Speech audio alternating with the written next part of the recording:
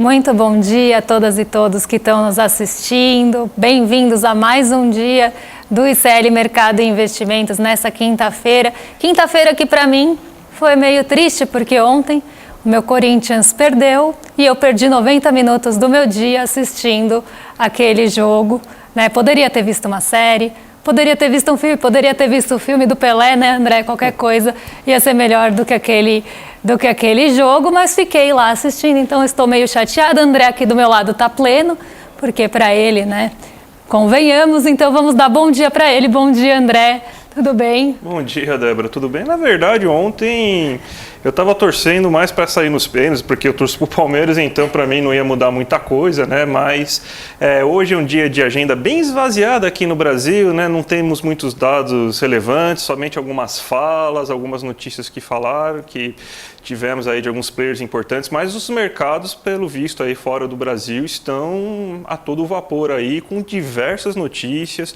com expectativas em relação à China, com a ata do FONC balançando bastante os mercados da Europa, o mercado americano, o mercado japonês. Então vamos começar aqui já com a notícia que está no nosso site aí, falando aí sobre os mercados, como que eles acordaram, né? A divulgação do FONC e falar também aí como que começou esse dia aí com o fechamento dos mercados asiáticos, Débora. A China com alguma expectativa, mas o Japão complicado, né?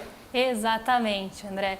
Mais feliz que eu ficou o Xangai Composto, né, que hoje abriu em alta, né? Fazia tempo que o Xangai Composto não tinha esse comportamento, ele vinha de 4 sequências de queda e lá pesou mais do que os Estados Unidos, né? O que pesou bastante foram justamente aí as expectativas em relação a estímulos da China. Então a gente ainda não tem esses estímulos, temos alguns estímulos sendo traçados sim, mas a expectativa é por novos estímulos. A gente teve recentemente aí um corte, né, em algumas taxas de juros por lá, então a gente tem uma expectativa, depois dos dados fracos, essa expectativa do mercado que a China volte a estimular a economia com um pouco mais de vigor.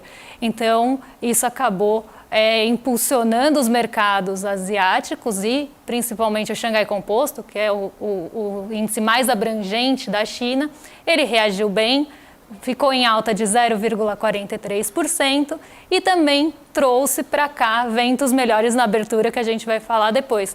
Já no Japão, a história não foi a mesma, né? O Japão liderou as quedas, como eu já falei aqui, o Japão é mais sensível a notícias dos Estados Unidos.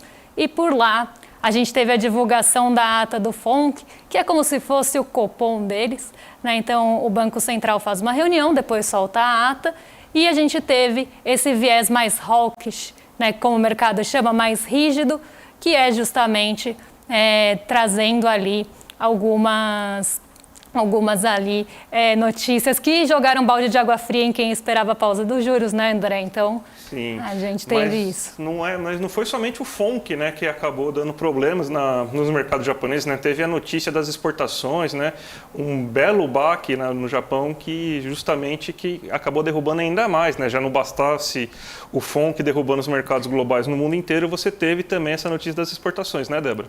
Exatamente. Então, um dia negativo ali no Nikkei 225, vou até colocar aqui para vocês na tela como é que ficou aí o Nikkei, e um dia aí de bastante cautela, bastante temor, e esse comportamento, como a gente sempre fala aqui, misto, né, que um sobe, outro cai, a gente não tem uma direção única, então dia ruim aí para o Japão, caiu 0,44, liderou as perdas. Então vamos falar um pouquinho, além dessas exportações que decepcionaram por lá, né, vamos falar aí da ata do Banco Central dos Estados Unidos, né? Sim, a gente teve na última reunião, né, uma queda da taxa de juros básica dos Estados Unidos, só que a ata agora mostra uma certa preocupação novamente com a inflação de lá. Lá uma ata muito mais completa, né, com muito mais dados, muito mais referências do que a ata que a gente tem no Brasil, que fica somente colocando coisas como risco fiscal e outras e outros tecnicidades e tal. Então, mas lá eles falam sobre questão de inflação de núcleo, a inflação de serviços lá está alta. Você tem ainda componentes de custo se elevando. A gente teve uma alta do preço do petróleo nos últimos meses, então isso impacta diretamente o preço da energia nos Estados Unidos. Então você tem que teve uma certa aceleração inflacionária lá nos Estados Unidos. E isso fez com que agora a gente tenha uma certa expectativa em relação a uma volta do ciclo de alta de taxa de juros lá para tentar controlar a inflação, né? Então você tem que o desemprego lá está baixo. Até existe o nosso querido Blanchard, que foi presidente do FMI, né, falou até um pouco sobre isso, né, sobre a falta de capacidade que você está tendo pelas autoridades americanas em fazer uma medição melhor do desemprego, que não é possível o desemprego estar tão baixo, sendo que você tem uma série de medidas restritivas, uma série de medidas que estão tentando abalar um pouco, né, reduzir o ritmo de atividade norte-americana. O ritmo de atividade norte-americana está muito baixo, então não é normal você ter um desemprego tão reduzido naquele ponto. Mas a ata do Copom jogou o balde de água fria nos mercados, fez com que o risco, o risk lover, né, que a gente chama, né, que é o pessoal que gosta bastante de risco, sair das bolsas, né? Então você reduziu esse amor pelo risco, as pessoas ficaram mais conservadoras e começaram a comprar títulos públicos norte-americanos, que é o que se espera quando você tem uma perspectiva de alta das taxas de juros. Então essa é a situação que a gente tem agora dos Estados Unidos e como que isso se desenrolou, né? Então essa ata do FONC foi um verdadeiro turbilhão nos mercados internacionais, gente. E mesmo que a gente tenha, né, essa ata, né, sendo divulgada ontem também saiu o monitoramento do CME Group, né? Então a gente teve o CME Group, ele faz ali, né, algumas entrevistas, ele faz ali pesquisas, né, com os agentes do mercado lá nos Estados Unidos, e ontem a gente teve a divulgação, depois da ata, de como estão as expectativas por lá. Então a gente fez um gráfico para vocês de como é que estão as expectativas em relação aí à manutenção ou não dos juros nos Estados Unidos depois desse balde de água fria que foi a ata do FONC. Né? O mercado esperava que tivesse pelo menos sinalização pela pausa, mas a gente já tinha falado na semana passada, né, já tinha trazido esse ponto para vocês, que os dirigentes do Fed já tinham jogado um balde de água fria, falando que era muito cedo para falar aí sobre taxa de juros, porque a gente ainda tinha alguns dados para sair, e um deles, né, como o André falou, o desemprego lá está sendo muito monitorado, um deles sai hoje, que são os pedidos do desemprego, mas eles saem mais tarde. Então vamos ver como é que ficou o monitoramento do CME Group aí, esse gráfico que a gente montou para vocês. Um gráfico. Ó, dentre os entrevistados, né, 88,5% esperam a manutenção entre 5,25 e 5,5%, né, então esperam que o Fed não vai aumentar os seus juros na próxima reunião, e 11,5% dos agentes entrevistados esperam que tenha aumento de 0,25 ponto percentual. Então aqui, ainda, apesar da ata deles, na verdade, né? Apesar da ata ter jogado esse balde de água fria, o mercado ainda está otimista aí em relação à manutenção dos juros. Então temos aí essa manutenção sendo ainda majoritária nas expectativas. Isso mexe bastante com o risco, né, com o apetite ao risco, mexe bastante com as expectativas, não à toa. A Nasdaq ontem liderou as quedas lá nos Estados Unidos, porque a Nasdaq é uma bolsa de tecnologia e o setor de tecnologia ele é muito sensível aos movimentos dos juros, né? Então, qualquer movimento, qualquer expectativa de alta nos juros reduz o apetite pelo risco, atrapalha ali o setor de tecnologia, e a Nasdaq é a primeira a responder. Então a gente teve esse movimento ontem acontecendo por lá, as bolsas caíram, mas a Nasdaq caiu até mais forte, né? Então de forma mais intensa. E hoje, como a gente falou, né, agenda mais esvaziada, mas a gente teve algumas falas importantes que a gente quer trazer aqui para vocês, né, principalmente aí do Haddad, né, André? A gente teve umas falas bem importantes aí, né? Exatamente, está no nosso site, inclusive, né? Lembrando sempre, a gente sempre se pauta aqui pelo icleconomia.com.br, então tudo que a gente está falando aqui também está lá no nosso site para vocês conseguirem ver as nossas análises, as notícias que saem. Então, sempre utilizem aqui o nosso site aqui como forma de pautar também o seu dia dentro das notícias econômicas. Então, tá lá, ministro da Fazenda afirma que mudanças no rotativo do cartão não pode comprometer as vendas do varejo. É uma clara resposta, inclusive às declarações de ontem, né, que o nosso querido Bob Field III colocou mais uma vez o desejo de você fazer, então, com que você tivesse a troca daquele rotativo que paga mais de 400% ao ano lá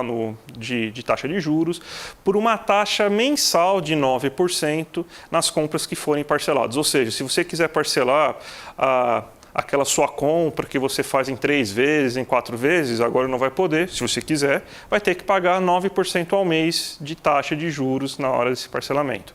Então, você vê que isso tem um peso, tem um possível impacto muito grande dentro do varejo.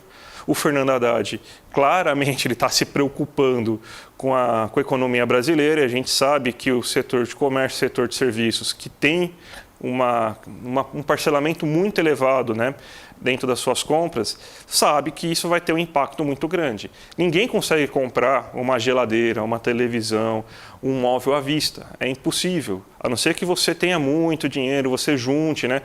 Mas geralmente as pessoas parcelam esse tipo de compra. E se você não tem problema nenhum parcelar, se você tiver a capacidade de manter o seu cartão de crédito controlado, você parcela à vontade e não tem nenhum problema. Só que você quer impedir esse tipo de mecanismo para você tentar, nessa desculpa, né, de você tentar reduzir o rotativo, sendo que ia reduzir, segundo alguns cálculos, de 400% ao ano, e isso iria mais ou menos para 181%, 185% ao ano, é uma queda. Mas, ao mesmo tempo, você está dificultando as compras no varejo. Então, é um absurdo. Então, as falas do Fernando Haddad, elas são muito importantes porque o nosso querido imperador econômico, o Bob Field III, ele simplesmente parece que ele faz de tudo para tentar atrapalhar a economia, nas melhores das intenções e tal, mas isso aí é de uma irresponsabilidade muito grande, o varejo ia sofrer muito com uma medida dessa. Então, a gente não pode deixar de passar a fala do Fernando Haddad, aí, que fez uma crítica certeira em relação a esse absurdo proposto aí pelo Campos Neto, Débora. E antes da gente continuar falando de varejo, eu quero convidar vocês, aí, a nossa audiência que está assistindo o ICL Mercado e Investimentos, a mandar uma pergunta aqui para a gente, alguma dúvida que vocês tenham em relação ao cenário econômico, em relação aos mercados, né? Mandem aqui para a gente essa dúvida que a gente vai reservar uns minutinhos aqui no final do programa para responder esses questionamentos. Então, deixem aqui no chat que a gente vai selecionar e responder. E dando continuidade aí ao varejo, né, nós tivemos também notícias, tivemos aí falas em relação a Americanas, né, que repercutiram bastante ontem. Então, né, o MP, né, o Ministério Público, ele tem uma declaração forte aí, na medida que as investigações vão avançando, ele fala que existe associação criminosa, falsidade ideológica, manipulação, inside trader de ex-diretores da Americanas. Como o próprio Eduardo Moreira costuma falar aqui, esse é o maior caso de corrupção privada, talvez o maior caso de corrupção do Brasil na história. Mas já que são de 3 celebridades do mundo corporativo, né, e que inclusive, né, bancam muitos espaços na mídia tradicional, a gente vê pouca repercussão desse caso aqui. Mas agora é o próprio Ministério Público que está trazendo para a gente essa situação aí de que eles estão vendo que existiu realmente fraude em todo aquele caso, manipulação de resultados, compra e venda de ações aí para manipular o mercado, para conseguir gerar lucro para os acionistas e também para os diretores. Então, cada vez mais o escândalo fica pior e cada vez mais fica revelado que as pessoas que estavam lá dentro sabiam de tudo e manipularam o mercado para benefícios próprios, Débora. E para para quem está assistindo aqui, né, e tem alguma dúvida de como é o insider trade, né, o insider trading, como isso acontece, né, quando você tem, por exemplo, pessoas que têm acesso a algumas informações privilegiadas, né, têm acesso a negociações, né, isso pode ser dentro da própria empresa ou até fora, né, a pessoa usa essa informação para correr na frente, fazer alguma negociação, fazer algum trade que beneficie a si mesmo. Então, essas pessoas que são grandes executivos, diretores, precisam, inclusive, ali noticiar, precisam informar quantas ações elas têm daquela empresa que elas trabalham e também, né, se elas pretendem fazer alguma venda, alguma compra, porque isso é monitorado justamente para evitar esses casos de insider trading, que é a pessoa tendo essa informação, correr na frente ou manipular realmente o mercado com essa informação. E pelo visto, né, o Ministério Público constatou que na Americanas a gente teve esse comportamento, e isso é bem grave, né, algo bem aí punitível, né, passível de punição pelos órgãos, inclusive, do mercado que fiscalizam isso. Espero que nesse caso também tenhamos aí punições nesse sentido depois de toda a apuração, né, André? A gente precisa reverberar mais esse caso, né? É um absurdo que esse caso esteja sendo tão pouco falado, divulgado, né? Tem a própria CPI das Americanas, que quase não sai em noticiário, né? Vocês basicamente só veem a CPI das Americanas aqui no ICL, nos demais noticiários, vamos dizer assim, os mainstream, né? Os grandes noticiários, praticamente não se fala nada. Então, aqui no ICL a gente está aqui justamente que a gente é um canal sem propaganda, então a gente pode falar, não temos rabo preso com ninguém, né? O Eduardo sempre fala isso, né? Então aqui a gente tem justamente a liberdade para tentar falar aí, tentar repercutir um pouco mais de um caso tão grave que aconteceu aí dentro do mercado financeiro. Já que a gente está no Brasil, né, Débora, então a gente já pode começar a falar sobre a questão da Bolsa, né? Como que acordou o nosso mercado brasileiro hoje? Como que acordou a Bolsa hoje, Débora? Vamos dar uma olhadinha então como é que está aí no giro dos mercados, né? A gente teve o Ibovespa abrindo em alta, né? A gente viu o Ibovespa abrir em alta em outros momentos aqui da nossa semana, né? O Ibovespa abre em alta, mas não tem fôlego para continuar, justamente porque a gente tinha poucas ações levando a essa alta, então era um movimento bastante concentrado, né, em ali um movimento ou outro de ações de grande peso, né? Então a gente tinha essa ação levando o Ibovespa para cima, mas aí quando se juntam também as menores, em queda mais profunda, a gente puxa para baixo. Então era um movimento que não conseguia se manter. E ontem a gente ficou boa parte do dia positivo, abrimos em alta, né, André, por conta da Petrobras, mas passamos aí a perder esse fôlego quando saiu a ata do FONC e a gente teve essa deterioração em Nova York. Esse movimento pessimista chegou aqui, né, e levou a Bolsa a romper um patamar ali que a gente chama de suporte, né? Eu vou explicar aqui para vocês como está no gráfico, mas a gente teve aí esse rompimento do suporte e aí eu vou também explicar como é que funciona isso. É importante, né, Débora? A gente tem que explicar também, né, justamente o quê? Que você não tem essa catástrofe toda que está se alardeando, né? São 12 quedas seguidas já, né?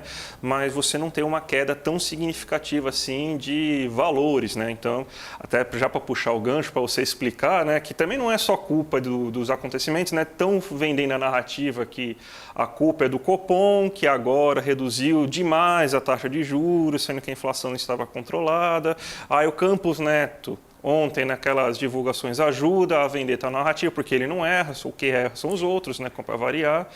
Então, a gente tem que acabar um pouco essa narrativa, que é tudo culpa do Copom, e você está aqui para explicar como que está sendo esse movimento e também quais são os fatores que estão levando essas 12 quedas seguidas aí do índice Bovespa aí durante essas últimas semanas. Exatamente, né? Quando a gente olha aqui para o gráfico, né, a gente vê que o mercado ele tem alguns pontos de ancoragem, né, que ele se ancora para tomar algumas decisões, inclusive às vezes se ancora de uma forma psicológica nesses pontos que a gente chama de suporte e de resistência, né? Então a gente tem a resistência, que normalmente é um ponto acima, né, de alta, que não consegue furar, então quando bate ali a bolsa volta a cair. e a gente tem um ponto de suporte que normalmente, quando chega nesse ponto, a bolsa volta a subir.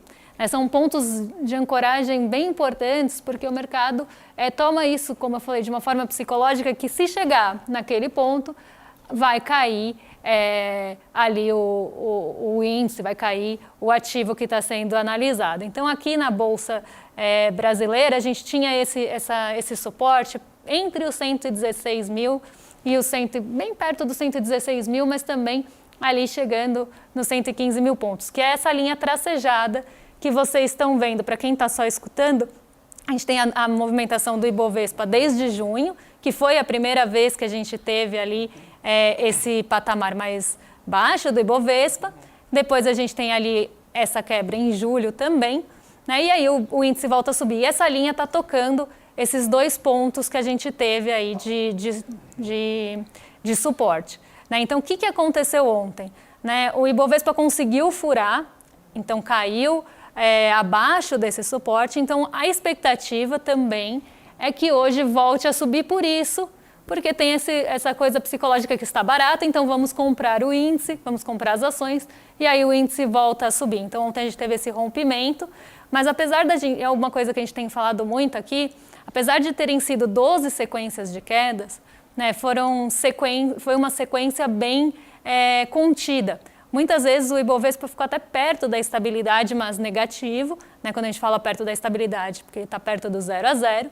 Então, ele ficou ali perto dessa estabilidade e, então, não teve uma queda, exceto a de 1,06%, não teve uma queda tão expressiva que preocupasse o mercado, né? Mas a narrativa que a gente vê na maioria dos veículos de informação é que, primeiro, induza esse erro que o André falou, de que o Copom causou isso. Então, como o Copom foi em agosto e as quedas também começaram em agosto, a gente teve um mês de agosto bem negativo até agora, a notícia que você vê é mercado, bolsa cai após Copom, como se fosse uma coisa ligada à outra, quando na verdade a correlação nesse caso é negativa, né? Se a gente tem uma queda de juros, a expectativa é que a bolsa suba.